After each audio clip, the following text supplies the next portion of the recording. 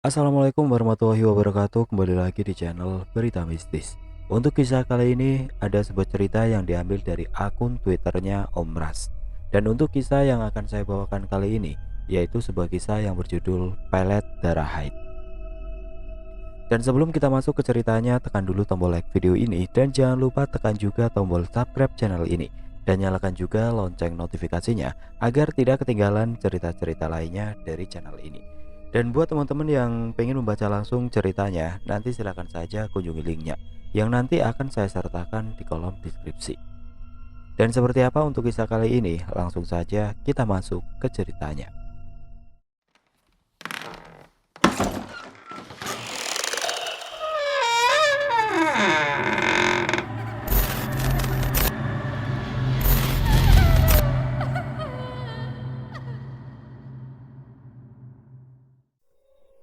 Yang itu lagi, Mat, ujar seorang lelaki yang berwajah lumayan tampan dengan penampilan yang sangat rapi sambil menunjuk ke arah tumpukan karung beras yang baru saja selesai dikeluarkan dari dalam truk.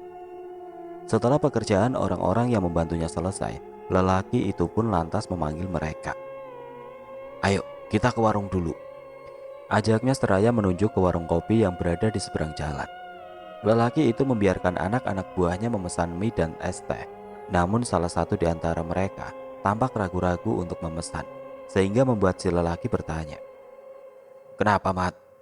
"Maaf bos, tapi saya makan di rumah saja," jawab pemuda itu. Namun si bos tersenyum seraya menggelengkan kepala. "Kamu baru bergabung hari ini kan? Nah, kami di sini setelah bekerja memang selalu ke warung lebih dulu. Karena prinsip saya tidak akan membiarkan orang yang telah membantu pekerjaan saya kelaparan. Dan tenang saja, semua makanan dan minuman ini gratis karena saya yang bayar. Tidak akan saya potong dari upah kalian." Pemuda itu langsung menunduk. "Ayo, pesanlah makanan dan minuman untukmu." Selesai makan dan minum di warung tersebut, mereka pun diberi uang upah dari pekerjaan hari itu. Mereka pulang dengan langkah riang dan wajah yang cerah. Lelahnya pekerjaan tidak lagi mereka rasa karena upah yang didapat sesuai dan juga mereka diperlakukan dengan sangat baik oleh bos. Lelaki itu bernama Arif. Usianya kala itu sekitar 35 tahun. Dia merupakan anak dari pemilik usaha toko yang sangat besar di daerah itu. Bisa dibilang agen penyalur barang-barang yang kemudian akan dijual secara ecer oleh pedagang-pedagang kecil. Meski usianya sudah termasuk tua, kalau di kampung bisa dibilang bujang tua. Namun Arif masih lajang dan belum menikah. Jangankan istri, pacar saja dia tidak punya. Sudah sering orang tuanya menyuruhnya untuk segera menikah. Namun Arif tampaknya masih terlalu fokus pada toko milik orang tuanya dan usaha miliknya sendiri, sehingga ia tidak terlalu menggubris perihal nikah. Hingga pada suatu hari di musim hujan, Arif dikabari oleh orang tuanya bahwa truk yang mengantar barang mereka dari Banjar mengalami masalah di perjalanan, sehingga mengharuskan Arif menyusul ke Kalimantan Selatan untuk membereskan masalah yang menghalangi perjalanan truk pengantar barang mereka itu. Hujan lebat mengguyur sepanjang jalan. Tidak banyak lalu lalang mobil kala itu, mungkin karena cuaca sedang ekstrim dan juga jalanan yang meliuk-liuk, serta tanjakan dan turunan yang begitu menantang. Tentu membuat sebagian orang enggan mengambil resiko tinggi, kecuali memang ada urusan yang sangat penting yang mengharuskan mereka keluar dari daerah dengan cuaca buruk seperti itu. "Pelan-pelan saja, Rif. Jangan ugal-ugalan di jalan yang seperti ular kena pukul ini. Lagi pula, aku masih ingin hidup, Rif," ujar Faisal setengah membentak. "Iya, pelan-pelan saja kalau kau ingin mundur sampai masuk jurang sana. Karena ini kan tanjakan. Lalu kau kira aku ingin mati?" balas Arif, membentak sepupunya itu yang seketika langsung ciut.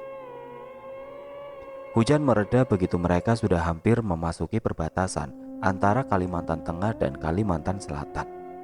Mobil singgah di halaman parkir sebuah warung makan yang terlihat sepi. Sementara di seberang jalan juga terlihat warung makan dengan pengunjung yang ramai sekali. "Kau masuk duluan, aku ingin menelpon bos besar dulu," ujar Arif sambil tersenyum. Saat Arif masuk ke dalam warung setelah menelpon orang tuanya, terlihat Faisal sedang asik menikmati makanan dengan lahap. "Wah, banyak sekali kau pesan ya?" tegur Arif dengan ekspresi wajah tidak percaya.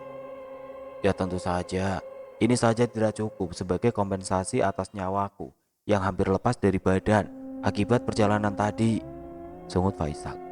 Dasar, gerutu Arif sambil menggelengkan kepalanya. Sesampainya di daerah di mana truk barang mereka berada, Arif dan Faisal lantas langsung turun dari mobil dan menghampiri si sopir truk. Ada apa ini, Pak? Tanya Arif sesaat setelah bertatap muka dengan sopir truk itu. Mereka menahan truk ini. Siapa? Sopir truk nampak takut-takut menjawab pertanyaan Arif tersebut. Tapi karena terus didesak oleh Arif, akhirnya ia pun jujur. Mereka siapa? Polisi. Segera si sopir menggelengkan kepala. Bukan bos, mereka preman. Memang sudah biasa meminta jatah pada sopir. Arif menarik nafas panjang. Kalau begitu, kenapa tidak dilaporkan saja ke polisi? Biar mereka jerah. Saya tidak berani mengambil resiko, bos. Karena saya sering lewat jalan sini. Arif menggeleng. Wajahnya tampak geram mendengar cerita sopir truk itu. Berapa yang mereka minta? Tanya Arif kemudian. 10. Ah, itu sih bukan jatah namanya, tapi pemerasan. Jangan mau, Rif. Langsung laporkan saja ke polisi. Ujar Faisal emosi begitu mendengar jumlah yang diminta oleh preman yang menahan truk mereka. Suasana semakin tidak nyaman begitu ketua dari preman itu datang untuk bernegosiasi dengan Arif. Namun dengan santai Arif mencoba untuk berbicara baik-baik kepada orang tersebut. Sementara Faisal tampak merengut melihat lelaki dengan wajah sangar yang hanya memakai kaos putih yang sedang duduk bersama Arif tersebut. Tidak berapa lama seseorang datang ke sana dan langsung berjabat tangan dengan Arif. Mereka terlihat sangat akrab. Lalu tidak lama kemudian truk yang mengantar barang milik keluarga Arif itu pun diperbolehkan lewat tanpa membayar uang sedikit pun. Siapa orang itu tadi, Rif? Sepertinya preman yang bicara denganmu tadi takut padanya, ujar Faisal. Dia kenalanku, orangnya sangat dihormati di daerah sini. Mendengar jawaban Arif, Faisal hanya manggut-manggut. Setelah masalah itu selesai, Arif dan Faisal tidak langsung pulang. Mereka lebih dulu berjalan-jalan menikmati suasana salah satu kota yang berada di Kalimantan Selatan. Dan saat mereka sedang makan di warung pinggir jalan, tiba-tiba ada seseorang yang menghampiri mereka. Arif, siapa lelaki itu? Jamal, ujar Arif menyebut nama orang itu yang ternyata adalah salah satu temannya semasa bersekolah dulu. Obrolan berlangsung dengan hangat, sesekali diselingi tawa keduanya. Sementara Faisal hanya melongo mendengarkan obrolan mereka yang menurutnya tidak seru. Kak, panggil seseorang wanita pada Jainal. Astaga, saking asiknya ngobrol, aku lupa kalau adikku sedang menunggu di sana, ujar Jainal tertawa. Faisal menoleh ke arah perempuan itu. Wajahnya memiliki tanda Brahma hampir di seluruh wajah. Bahkan tanda Brahma itu sampai ke bagian putih matanya yang menjadikan putih matanya berwarna merah. Ia langsung menutupi wajahnya ketika Faisal menatapnya. Kau tidur di mana, Arif? Kalau kamu berkenan, aku mau mengajakmu ke rumahku, kata Jainal. Arif menatap Faisal meminta persetujuan. Terserah kamu, kalau aku sih mau balik ke penginapan. Akhirnya karena mendengar jawaban Faisal, Arif pun menolak halus ajakan Jainal. Bagi kontakmu ya, Rif. Siapa tahu nanti kalau kau kesini lagi bisa mampir ke rumahku. Sebulan telah berlalu. Saat itu Arif sedang menikmati kopinya di kursi depan rumah. Sementara Faisal tampak sedang mencuci motornya sambil sesekali bernyanyi.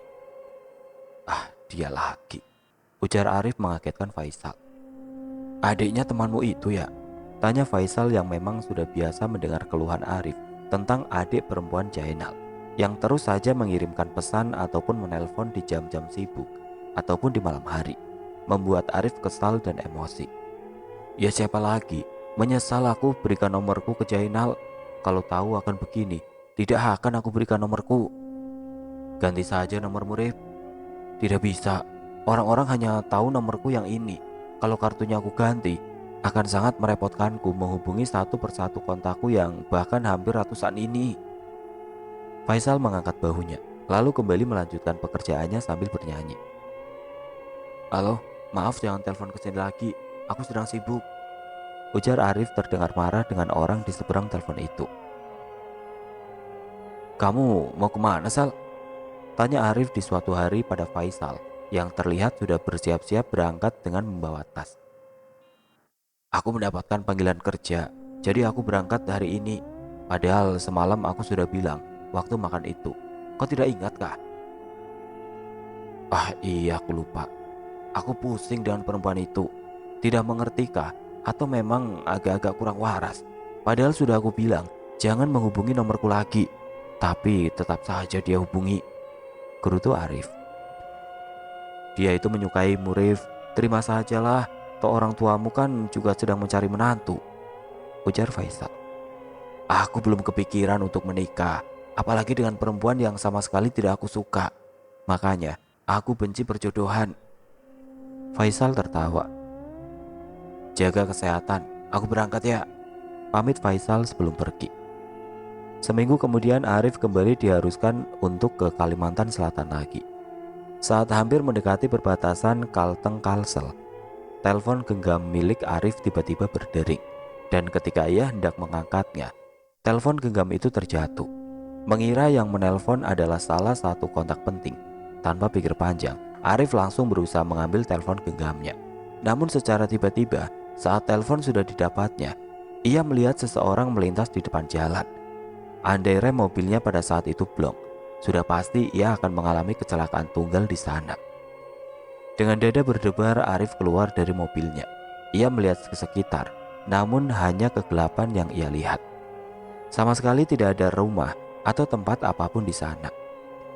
Menyadari bahwa yang baru saja ia lihat itu adalah sosok jin, Arif lantas masuk ke dalam mobilnya dan kembali melanjutkan perjalanan. Itu adalah pengalaman pertamanya. Memang kata orang kalau perjalanan jauh dilalui seorang diri, kadang-kadang ada sesuatu yang tidak diinginkan muncul. Sekitar beberapa saat kemudian, cahaya lampu dari rumah-rumah warga pun mulai terlihat. Arif menghela nafas lega, dan begitu ia melihat ada warung yang masih buka, Arif langsung ke sana untuk sekedar mengistirahatkan tubuh dan matanya yang mulai mengantuk. Kamu sendirian saja kah? Tanya bapak-bapak pemilik warung tersebut kepada Arif ketika mengantarkan pesanan mie bakuhupnya. Iya, Mang. Waduh, berani juga kamu ya. Baru beberapa hari setelah sopir travel kena tusuk orang. Saat dia mau ke arah Kalteng itu, beritanya ramai sekali, jadi perbincangan mulut ke mulut. Cerita si bapak bergidik. Wah, betul kah, Mang? Iya, buat apa aku berbohong? Asal kamu tahu saja, arah ke Kalimantan Tengah ini sekarang sudah rawan sekali perampokan atau begal. Banyak sudah kejadiannya. Ada juga satu keluarga yang kena rampok. Kasihan sekali. Arif ikut miris mendengar cerita si bapak, dan cerita si bapak terhenti begitu beberapa pemuda masuk ke area warung. Sekilas Arif melihat salah satu pemuda itu tampak memperhatikannya. Ketika Arif menganggukkan kepala, si pemuda itu lantas tersenyum. Saat membayar makanan yang ia pesan tadi, Arif meminta izin untuk ikut parkir sebentar di halaman warung, karena ia ingin tidur beberapa saat guna menghilangkan lelah dan kantuknya. Si bapak yang baik hati itu mengizinkan. Bahkan beliau menawari Arif untuk tidur di dalam rumahnya dan melanjutkan perjalanan di keesokan paginya. Sekitar pukul 4:30 subuh, Arif kembali melanjutkan perjalanan. Setelah sebelumnya ia terlebih dulu membasuh wajahnya dengan air mineral botolan yang ia beli di warung sebelumnya. Ketika tiba di sebuah pasar yang terlihat dari pinggir jalan raya, Arif langsung mencari tempat parkir area pasar tersebut. Ia berniat mencari makanan untuk sarapan. Setelah beberapa saat berjalan di pasar, langkah Arif terhenti di sebuah warung nasi milik seorang ibu-ibu tua yang sangat ramah. Di situ ia makan dan minum teh hangat, cukup membuat pulih kembali tenaganya yang terkuras selama di perjalanan. Selesai makan, Arif tidak langsung pergi. Ia terlebih dulu membeli beberapa kue untuk bekal di perjalanan. Singkat cerita, 6 hari telah berlalu. Setelah urusannya beres, Arif pun berniat untuk kembali ke rumahnya di Kalimantan Tengah. Namun begitu ia baru saja hendak keluar dari salah satu toko, Arif dikagetkan dengan kemunculan Jainal. Loh Nal, kamu ngapain kemari? tempat ini kan jauh dari rumahmu?" tanya Arif kaget. "Tidak kusangka kita bertemu lagi, Rif." "Iya, ini aku sedang ada yang diurus, Rif. Masalah pekerjaan, makanya sampai kemari." Arif membulatkan bibirnya sembari mengangguk. Ya tentu saja pertemuan itu hanya kebetulan, karena Arif sama sekali tidak mengabari Jainal tentang kepergiannya ke Kalimantan Selatan. "Kalau begitu aku duluan ya, Nal." Rif, sebentar. Aku boleh ikut sampai ke kotaku kah?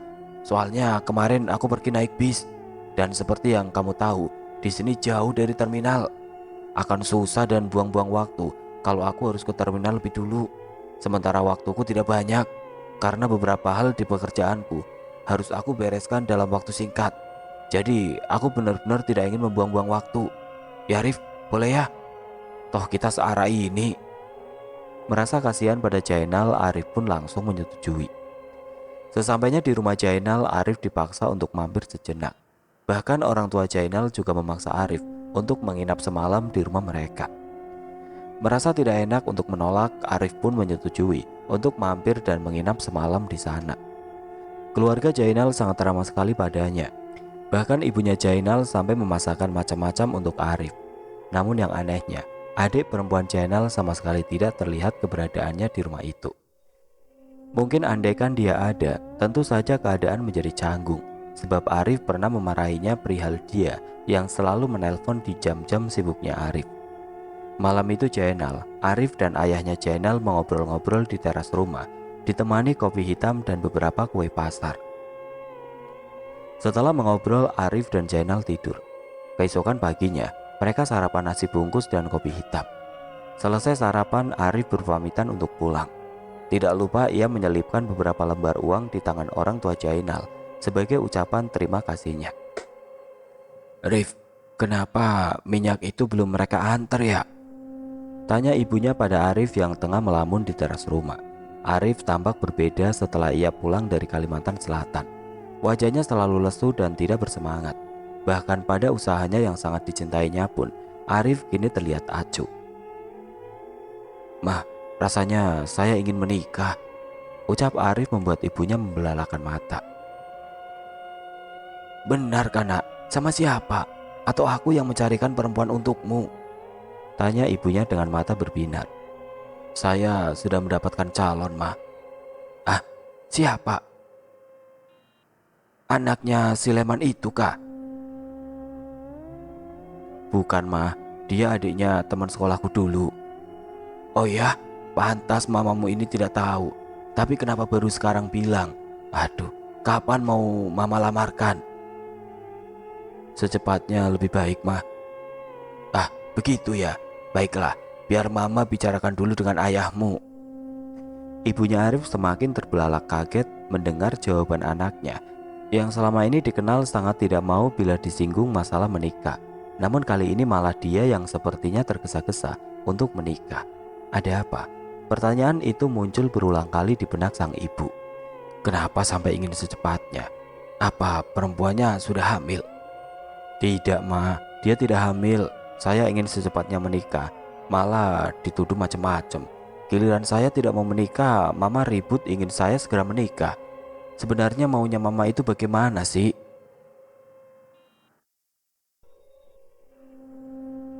"Aduh, tidak seperti itu nak. Maksud mama kita itu harus bertemu kedua belah pihak keluarga lebih dulu, agar kita bisa mempersiapkan hantaran.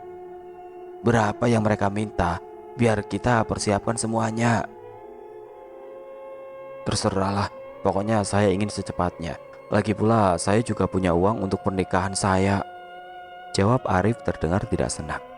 Akhirnya setelah berunding, orang tua Arif bersama Arif pun berangkat menuju kediaman keluarga Jainal. Perjalanan yang jauh itu bahkan sempat berganti sopir dikarenakan Arif membawa mobil dengan ugal-ugalan. Sama sekali tidak memikirkan keselamatan orang tuanya yang juga berada di dalam mobil yang sama. Singkat cerita, begitu mereka sampai di rumah Jainal, mereka disambut hangat oleh pemilik rumah. Dan setelah obrolan ringan dirasa cukup, orang tua Arif pun lantas mengutarakan maksud kedatangan mereka ke sana. Wajah keluarga Jainal tampak kaget dan langsung menatap Arif. "Wah, kami benar-benar tidak tahu kalau kamu menjalin hubungan dengan anak perempuan kami. Orang tua Arif tampak saling pandang. Tidak menyangka bahwa Arif memacari anak orang secara diam-diam. Tentu sebagai orang tua, mereka merasa tidak enak hati. Maaf kak, kalau perkataan saya tadi menyinggung perasaan kakak. Jadi saya sebagai orang tua, terserah sama anak-anaknya saja kak. Kalau mereka siap menikah, ya silakan, ucap orang tua Jainal. Kalau boleh tahu, calon mantuku di mana ya? Tanya Ibu Arif sambil celingukan mencari. Sebentar kak. Nal, Jainal, coba panggilkan adikmu tadi Nal. Setelah beberapa saat, seorang perempuan dengan memakai kain panjang menyelimuti kepalanya masuk ke dalam rumah. Arif tampak menatapnya sambil tersenyum. Begitupun juga perempuan itu. Lagi-lagi, orang tua Arif saling pandang. Benarkah itu calon istrinya Arif? Bukan apa-apa, soalnya undu yang pernah dijodohkan dengan Arif itu merupakan bunga desa dan gadis paling cantik di desanya. Tapi karena takut menyinggung perasaan orang tua Jainal, mereka pun langsung bersikap seperti sebelumnya. Mereka berkenalan dan saling ngobrol. Walaupun memiliki kekurangan, namun perempuan itu sangat sopan santun terhadap orang tua. Bahkan ibunya Arif langsung suka padanya. Uang jujuran yang diminta senilai 20 juta rupiah. Kala itu uang segitu lumayan besar, karena rata-rata uang jujuran di desa Arif hanya sekitar 5-10 juta saja pada masa itu. Belum lagi uang untuk barang-barang perlengkapan hantaran dan pesta resepsi pernikahan yang akan dilaksanakan.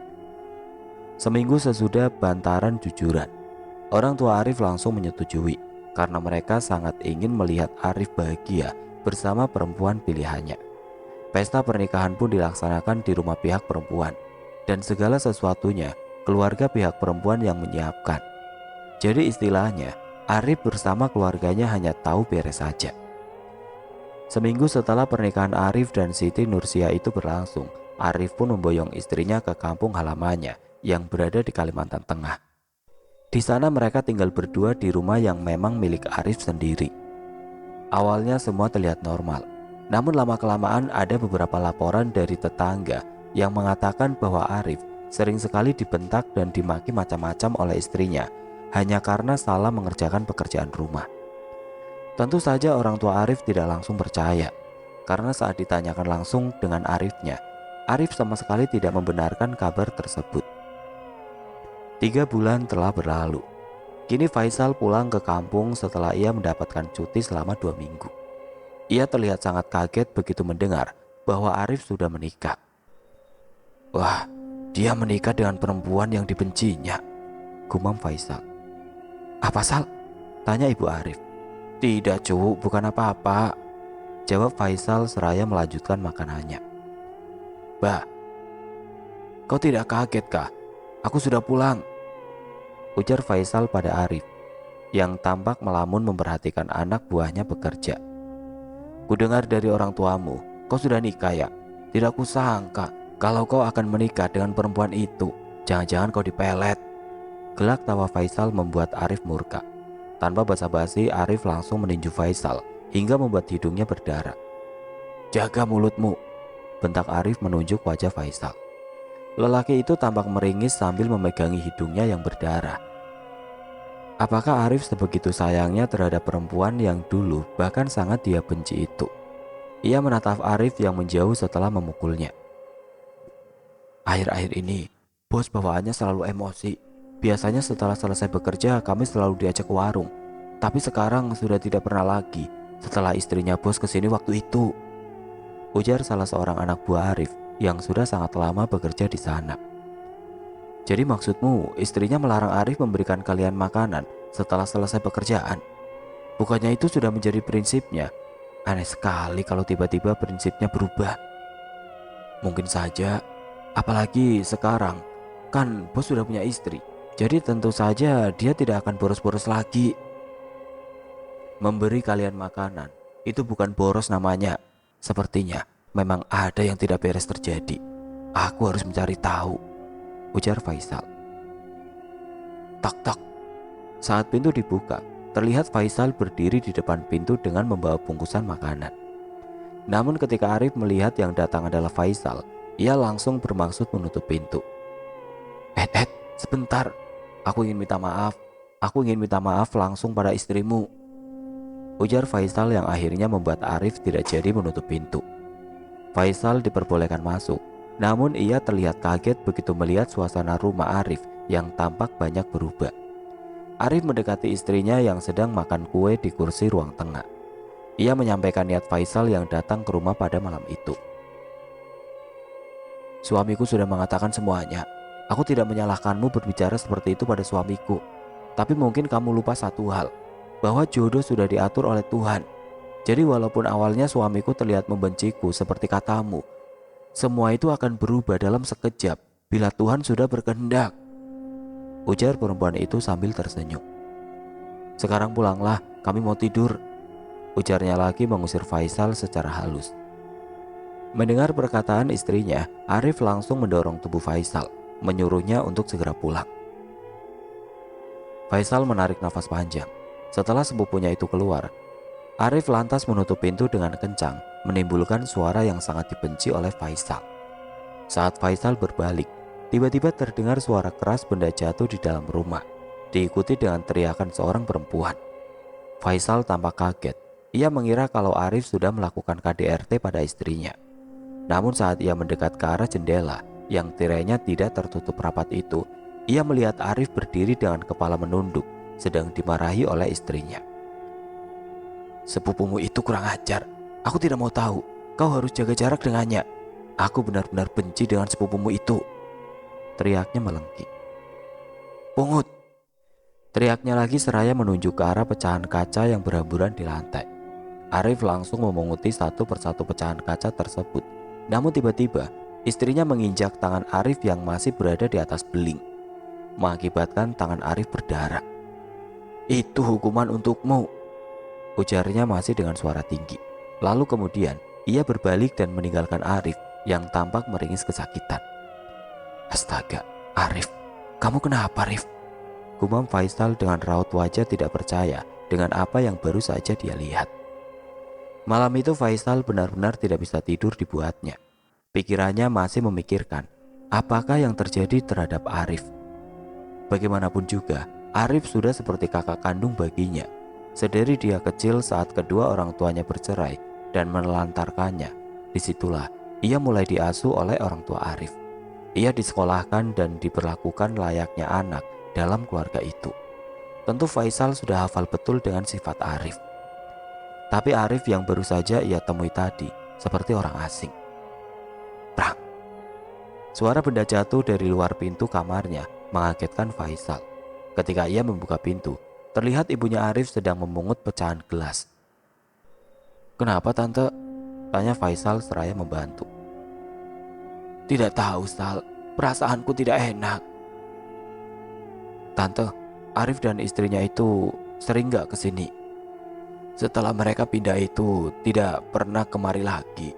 Arif ditelepon pun sekarang susah. Apa-apa selalu istrinya yang mengangkat. Aku saja terpaksa meminta tolong tukang untuk mengurus barang-barang yang datang. Tadi saya kan... Faisal terdiam. Ia tiba-tiba berubah pikiran saat akan menceritakan kejadian yang baru saja dia lihat di rumah Arif tadi. Tadi apa, Sal? Saya tiba-tiba lupa tante, jawab Faisal. Ibunya Arif tampak mengerutkan alisnya.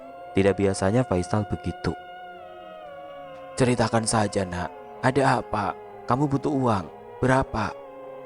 Bukan itu, tante. Saya benar-benar lupa dengan apa yang ingin saya katakan tadi. Keesokan hariannya Faisal kembali ke toko. Ia sengaja mendekati Arif, namun ternyata Arif benar-benar menjauh darinya. Rif, tanganmu kenapa? Bukan urusanmu. Kalau tidak ada keperluan, lebih baik kau pergi. Rif, kita ini sepupu, Rif. Kalau kamu ada masalah, ayo cerita, biar kita selesaikan masalah itu bersama. Brak! Arif mendorong keras tubuh Faisal hingga jatuh ke tanah, membuat anak buah Arif yang sedang bekerja tercengang. Pergi! Rif, aku sepupumu, Rif. Pergi, aku tidak mau lagi melihatmu di sekitarku. Wajah Arif terlihat merah padam. Beberapa anak buahnya yang sedang beristirahat langsung menghampiri Faisal, lalu menariknya menjauh dari Arif yang marah. Faisal tidak langsung pulang. Ia menunggu di warung seberang jalan, menunggu kesempatan untuk berbicara dengan Arif. Dari kejauhan terlihat mobil milik Arif datang ke toko. Rupanya yang datang adalah istri Arif dengan Rusli. Di tangan perempuan itu tertenteng rantang dan tempat minum yang berisi kopi. Melihat istrinya datang, Arif langsung menghampiri dan mengambil rantang yang dipegang oleh istrinya. Mereka terlihat masuk ke dalam toko, sementara Rusli menunggu di luar toko sambil mengobrol dengan beberapa anak buah Arif. "Sudah baik kan kah?" batin Faisal. "Yang biasa," ujar salah satu anak buah Arif memesan makanan pada pemilik warung. Setiap hari kah perempuan itu mengantar makanan?" "Jarang, sebulan paling 5 atau 6 kali. Biasanya bos makan di sini atau pulang ke rumah." Faisal mengangguk. Merasa tidak ada harapan mengobrol dengan Arif, ia pun pulang. "Sal, tolong mintakan air tawar sakit gigi ke Abah Penyang. Gigi amamu sakit katanya." Tanpa diminta 2 kali, Faisal langsung berangkat dengan membawa sebotol air mineral menuju ke rumah Abah Penyang yang berada jauh dari sana.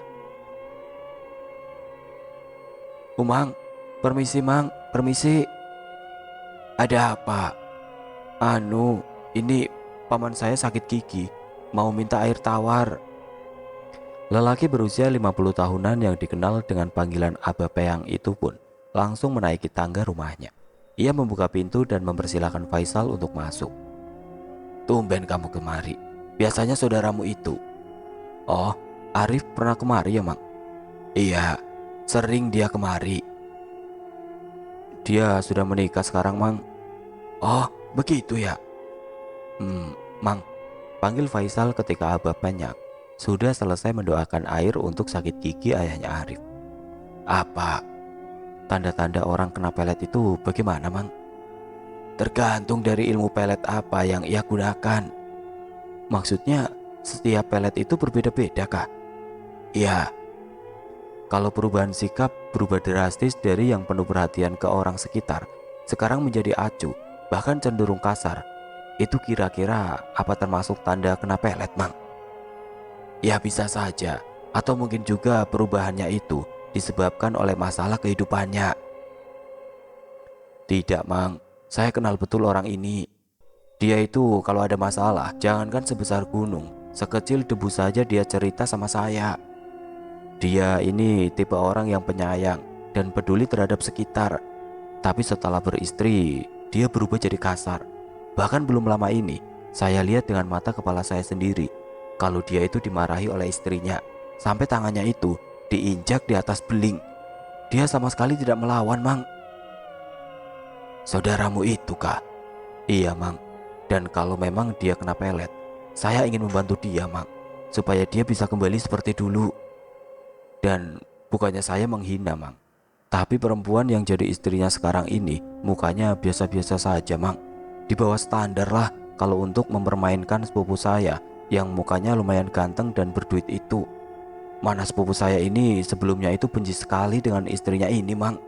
Oh ya, dia juga pernah dijodohkan sama perempuan sini yang kata orang bunganya desa lah. Tapi nggak mau si Arifnya ini Mang."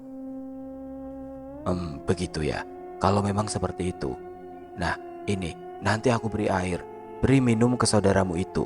Kalau dia menolak atau tidak mau meminumnya, berarti dia memang kena pelet. Dan semisal dia menolak, lalu apa yang harus saya lakukan? Karena posisinya sekarang ini, sepupu saya ini benci sama saya Mang. Dia juga dilarang istrinya untuk bertemu saya. Kalau memang nanti dia menolak, maka kita harus pelan-pelan memaksanya. Memaksa minum air yang Amang kasih itu?" Abah Peyang menggeleng. "Bukan, coba kamu berikan saja dulu air itu. Kalau dia menolak, kau kasih tahu aku, biar aku yang memikirkan caranya." Sepulangnya dari rumah Abah Peyang, Faisal diam-diam menyimpan air di dalam botol tersebut di kamarnya. Ia tidak ingin bila orang tua Arif mengetahui rencananya. Faisal terus memikirkan cara untuk memberikan air tersebut pada Arif, namun sangat sulit baginya bila ia melakukan itu seorang diri. Berjam-jam ia memikirkan cara, namun tidak juga menemukan jalan keluar. Tiba-tiba ia teringat akan salah satu karyawan Arif yang kemungkinan besar mau disuruh menukar air minum milik Arif dengan air yang diberikan Aba Peyang itu ketika mereka berada di toko. Pagi-pagi sekali Faisal sudah menunggu di depan toko, berharap yang datang pertama kali itu adalah si karyawan yang dia maksud. Namun rupanya Faisal sedikit kurang beruntung, sebab yang pertama datang adalah Arif. "Mau apa lagi kau ah?" bentak Arif begitu melihat Faisal.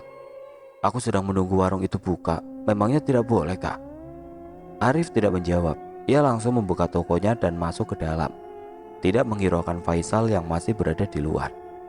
Tidak berapa lama kemudian si karyawan yang ditunggu akhirnya datang juga. Faisal langsung menarik tangannya dan membawanya menjauh dari toko. "Kamu mau uang?" "Ya tentu. Kalau begitu, kamu mau bekerja untukku." "Wah, apakah ini persaingan keluarga?" "Kalau iya, aku tidak mau mengkhianati bos." "Bukan itu, tapi..." Arif langsung membisikkan apa yang dia rencanakan. "Ah, nanti kalau ketahuan, aku pasti langsung diberhentikan." Namun setelah dibujuk, akhirnya si karyawan itu pun mau mengikuti rencana Faisal. Sementara itu Faisal menunggu di warung dengan perasaan cemas. "Bagaimana?" tanya Faisal yang dari tadi menunggu saat karyawan itu pulang. "Sepertinya sama sekali tidak diminum bos. Air itu dibiarkan saja, padahal sudah aku tukar." Faisal menghela nafas panjang. Berarti benar dugaannya. Malam itu juga Faisal kembali ke rumah Aba Peyang untuk memberitahukan hal itu. Tapi rupanya Aba Peyang sedang tidak ada di rumah pada saat itu, sehingga Faisal terpaksa menunggu. Sekitar pukul 9 malam barulah Aba Peyang pulang.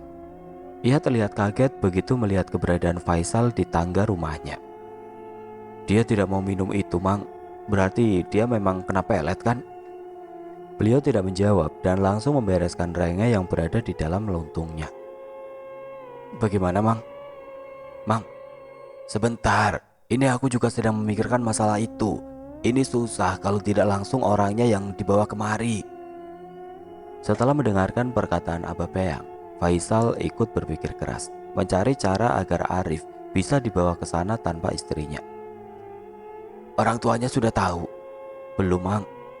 "Lebih baik kamu kasih tahu mereka lebih dulu, biar kita bisa bertukar pikir bersama keluarganya." Faisal menghela nafas lagi. Akankah orang tua Arif percaya? Bagaimana kalau tidak? "Ah, sulitnya, mana waktuku tidak banyak," gumamnya seraya mengacak-ngacak rambut. Sepulangnya dari rumah Aba Peyang, Faisal langsung tidur tanpa menyantap makan malamnya yang sudah disediakan oleh ibunya Arif. Kira-kira sekitar pukul 2 subuh, Faisal terbangun dari tidurnya.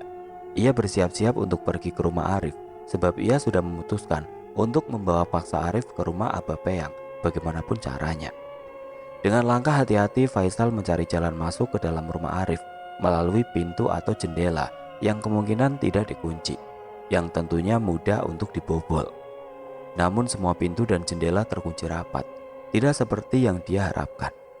Faisal kecewa, tetapi di saat itulah dia teringat akan ventilasi di kamar mandi rumah itu yang lumayan besar.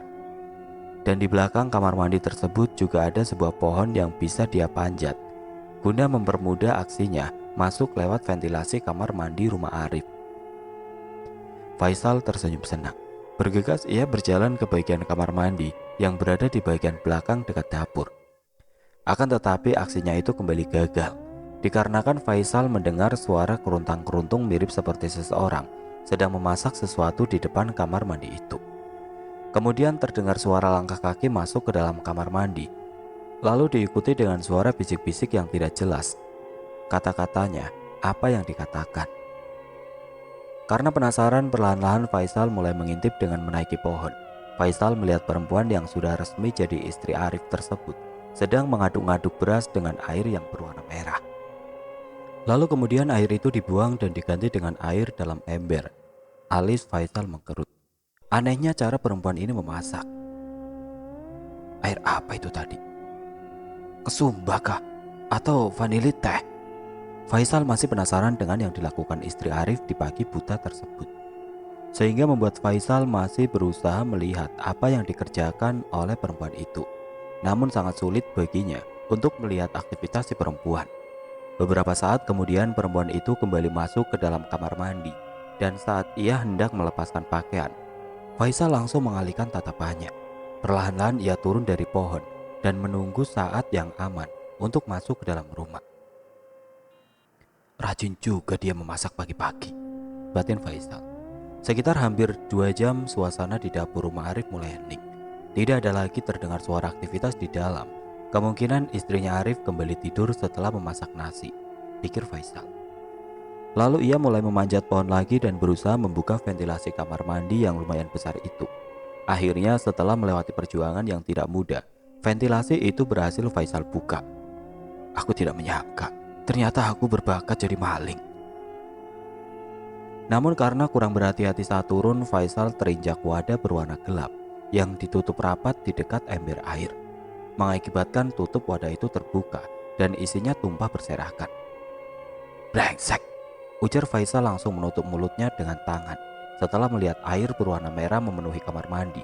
Dan di dekat kaki Faisal ada sebuah pembalut yang warnanya sudah memudar karena bekas direndam. Hampir saja ia muntah kalau tidak cepat-cepat keluar dari kamar mandi. Curiga dengan air berwarna merah yang digunakan istrinya Arif untuk membilas beras tadi, Faisal lantas membuka panci kecil yang seketika bau daun pandan menyengat tercium. Faisal menutup kembali panci itu dengan raut wajah yang menunjukkan rasa jijik. Rasa mual di perut tidak lagi tertahankan. Sebelum semua isi perutnya keluar, Faisal langsung mengambil plastik bekas wadah belanjaan untuk mengantongi muntahannya. Keren. Suara dari pintu tiba-tiba terdengar, membuat mata Faisal melotot, takut kalau-kalau perempuan itu bangun dan memergoki keberadaannya. Niatnya yang semula ingin membawa paksa Arif kini seketika berubah. Ia bergegas lari kembali ke kamar mandi untuk segera keluar melalui ventilasi. Faisal terus berlari tanpa menoleh ke belakang lagi. Sesampainya di rumah, Faisal langsung mandi membersihkan tubuhnya yang sempat kena air rendaman darah dari pembalut milik istrinya Arif. Gila, benar-benar gila. Selesai mandi dan berpakaian, Faisal lantas menghampiri kamar orang tua Arif. Di dalam tidak terdengar adanya aktivitas, padahal jam sudah menunjukkan pukul 5 lewat. Tok tok, Ucu, Amang, panggil Faisal sambil terus mengetuk pintu. Kenapa Sal? Tanya ayahnya Arif saat membuka pintu kamar. Faisal tidak langsung menjawab. Ada yang ingin saya bicarakan sama Pian dan Ucu. Apa itu Sal? Sepertinya penting sekali ya, tanya ibunya Arif. Iya Cu, ini sangat penting sekali. Ya sudah, kalau begitu, ayo kita bicara di sana. Faisal terlihat menarik nafas panjang lebih dulu sebelum memulai ceritanya. Mang, Cu, jujur, saya merasa Arif banyak berubah setelah menikah dengan perempuan itu. Bahkan tidak lama ini, dia memukul saya sampai berdarah. Dan saat saya ke rumah mereka, Faisal menceritakan tentang tangan Arif yang diinjak di atas beling oleh istrinya, sampai ketika Faisal ingin membawa paksa Arif ke rumah Abah Peyang. Dan yang mengejutkannya lagi, saat saya berhasil masuk ke dalam kamar mandi melalui ventilasi itu, saya kan tidak sengaja menginjak wadah yang membuat wadah itu terbalik dan tutupnya terbuka. Air yang tumpah dari wadah tersebut berwarna merah, sama persis warnanya seperti air yang digunakan istrinya Arif saat membilas beras. Dan yang mengejutkannya lagi, bahkan saya sendiri tidak menyangka ternyata air itu berasal dari rendaman pembalut milik istrinya Arif, Cu. Oh ya, kata anak buah Arif, istrinya Arif itu tidak rutin mengantar makanan ke toko. Dalam 1 bulan hanya 5-6 kali saja, seperti jadwalnya perempuan haid. Dan dengan perubahan Arif yang begitu drastis, saya yakin Arif sudah kena pelet perempuan itu. Pelet yang tidak baik. Astaga, serius kamu Sal? Kamu gak lagi bohong kan? Tanya ibunya Arif. Cu, buat apa saya bohong? Kalau Ucu tidak percaya, Ucu bisa tanya orang-orang di toko atau tetangga-tetangga yang berdekatan rumah dengan Arif. Saya tahu persis, Cu. Arif sebelumnya memang benci sama perempuan itu. Tidak bakalan dia suka. Hari-hari Arif mengomel karena selalu diteleponnya. Tanya juga sama orang-orang yang kenal dengan Arif, bagaimana perubahan Arif sekarang. Dia terlihat seperti orang bodoh, Cu. Linglung, kosong, seperti mayat diberi nyawa. Sangat jauh berbeda dengan Arif kita yang dulu. Ya, aku juga memiliki kecurigaan. Pernah waktu itu aku ke rumahnya. Saat itu kulihat Arif sedang memotong kuku kaki istrinya. Tiba-tiba istrinya itu memukul kepala Arif dengan botol air. Saat itu dia tidak menyadari kalau aku datang.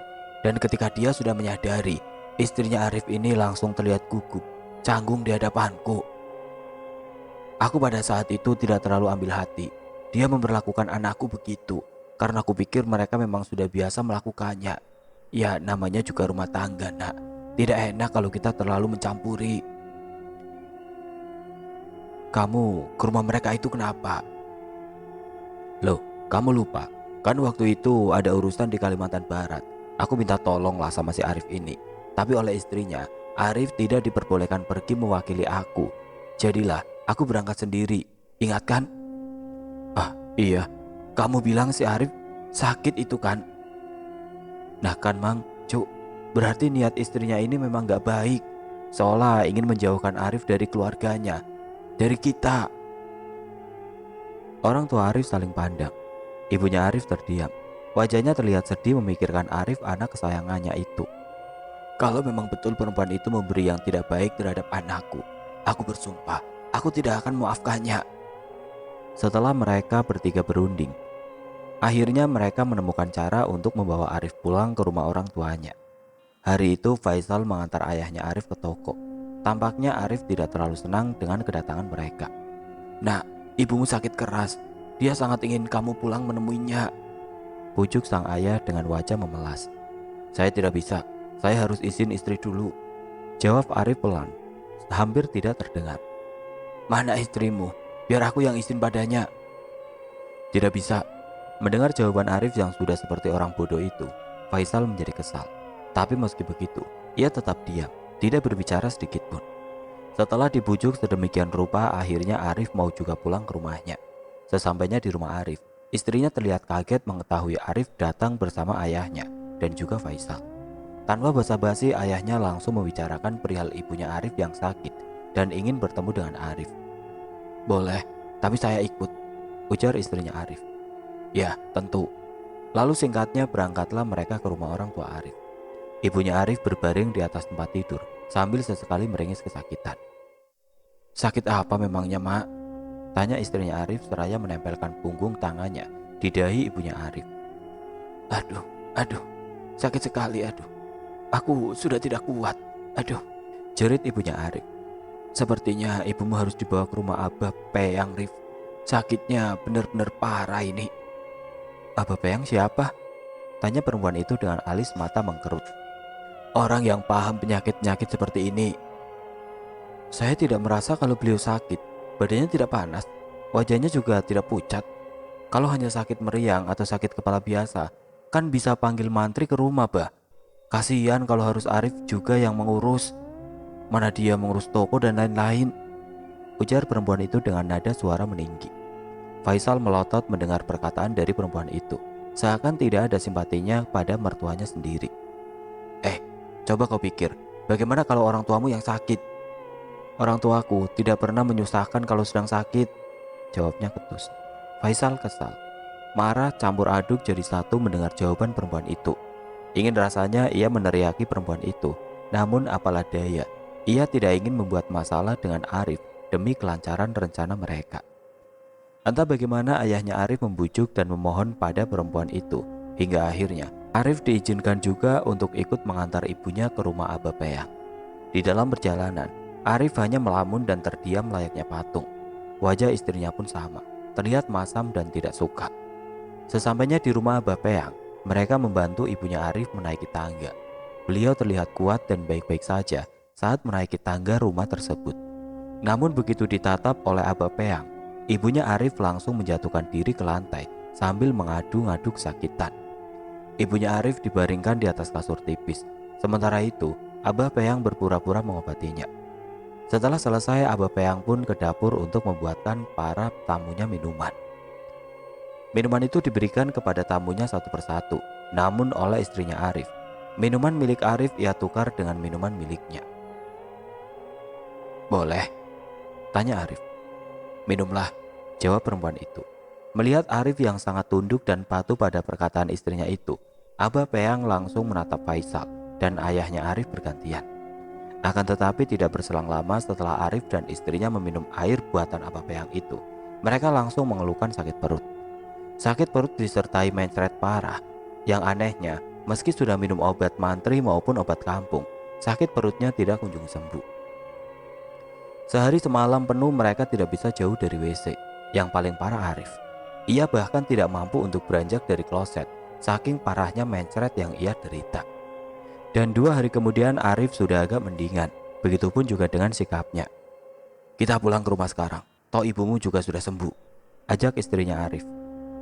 Kau pulang saja dulu, aku masih ingin di sini, jawab Arif cuek. Pulang kataku.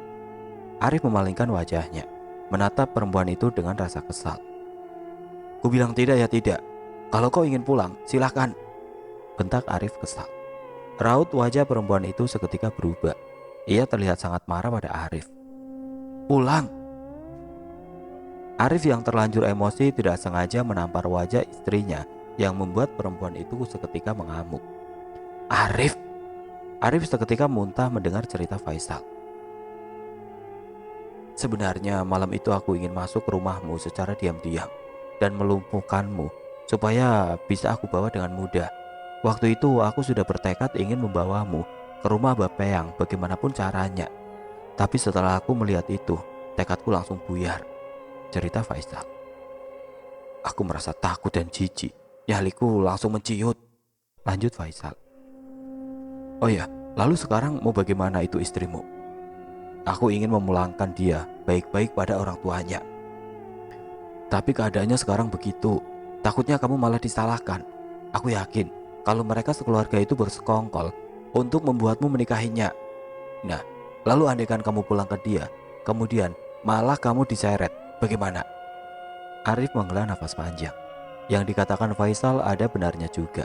Mereka bisa melakukan apa saja, bahkan hal yang jauh lebih gila dari pelet darah haid sekalipun. Apalagi mengingat keadaan perempuan itu sekarang. Lalu menurutmu aku harus bagaimana? Aku juga tidak mau selamanya hidup bersama perempuan itu, Sal. Faisal terdiam. Aku pun tidak tahu jalan keluar untuk masalahmu ini, Rif. Coba kamu rundingkan dulu dengan orang tuamu. Siapa tahu mereka ada jalan keluarnya. Prak. Suara benda pecah dari dalam kamar. Arif menghela nafas. Ia tahu itu pasti ulah istrinya yang mengamuk. Perempuan itu sepertinya benar-benar gila, Rif. Padahal dia yang melakukan hal buruk itu padamu. Tapi sekarang setelah ketahuan, dia malah seperti orang kesetanan. Kau ingatkan kata Bapeyang? Arif terdiam. Katanya, seseorang yang menggunakan pelet darah haid itu matinya tidak diterima bumi. Pelet darah haid adalah usaha terakhir untuk memelet seseorang. Tidak banyak yang mau memakai pelet itu. Hanya orang-orang yang nekat saja yang mau. Bapeyang saja tidak menyangka kalau perempuan itu menggunakan darah haidnya untuk memeletmu. Berarti kan, itu artinya dia sudah siap menerima segala resikonya, Rip. Dan yang aku rasa, dia tidak akan melepaskanmu, apapun yang terjadi. Plak. Arif memukul pelan lengan Faisal. Kau jangan menakut-nakutiku. Aku tidak menakut-nakutimu. Kau sendiri pun juga sudah merasakannya, bukan? Bagaimana rasanya kopi bercampur darah haid? Arif langsung mual. Faisal benar-benar kurang ajar. Keluarga Arif membiarkan saja perempuan itu bebas berjalan-jalan di dalam rumah karena mereka tidak ingin mengurungnya di dalam kamar seperti orang gila. Namun walaupun begitu, pergerakannya tetap diawasi.